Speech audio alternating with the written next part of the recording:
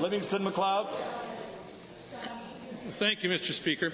Southern Alberta is in a crisis due to shortages. Rural ambulance wait times are often up to 45 minutes after years of tinkering with this by government, and it is putting residents at risk.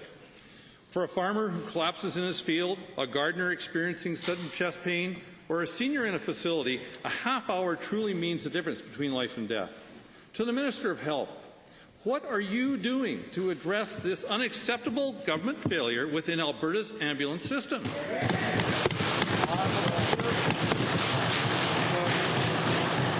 Mr. Speaker, a few years ago now, the government made a policy decision, and in my view, it is completely in line with what Albertans expect. We recognize the fact that EMS is health care. Mr. Speaker, we have a proud tradition of some EMS services continuing today to be offered by municipalities across the province. But, Mr. Speaker, we recognize that for many Albertans, the front door to the health system is often that emergency medical services worker that responds to them when they're in need. Mr. Speaker, as the honourable member knows, we've taken initiatives to centralize dispatch across the province. We continue to work with municipalities and other measures, Mr. Speaker, to improve Honourable member. Well, thank you, Mr. Speaker. Given that more than 14 rural reeves and mayors from across rural Alberta wrote the minister a letter, which I'll be tabling, by the way, here in a few minutes, requesting he reconsider plans to consolidate ambulance services, can the minister say now whether or not he plans on finally meeting with these community leaders and working with them, not against them, to fix these EMS wait times?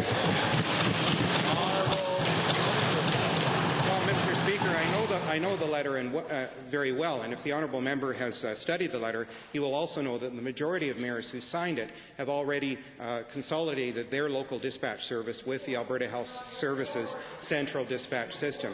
So, Mr. Speaker, we continue to work with municipalities. In the case of cities such as Red Deer and Lethbridge, we're working very closely with elected officials there to time the consolidation of dispatch in a way that will be streamlined and seamless from the point of view of people who use the service. Mr. Speaker, this is a vast improvement in Canada in the delivery of EMS, and we continue to see it through. Honourable member. Thank you, Mr. Speaker. Well, I'm not sure if that's exactly true, but given that the Alberta's lives on immediate response times, can the minister explain how centralizing ambulance services to Alberta's two major cities serves our rural municipalities better, or is this due to become just another failed policy on this minister's record?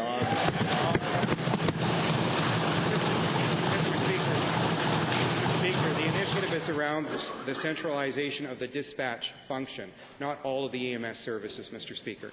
And as the honourable member will know, there are multiple areas in the province still today, they are dwindling in number, where the dispatch services cannot be looked at and managed on a provincial basis. The result, Mr. Speaker, and it might be the case in the honourable member's own constituency, is that entire areas of the province appear dark when it comes to organization and deployment of emergency medical services resources. This is an issue the honourable member should be concerned about, Mr. Speaker, because it will result in his ambulances being available to people when he needs them most.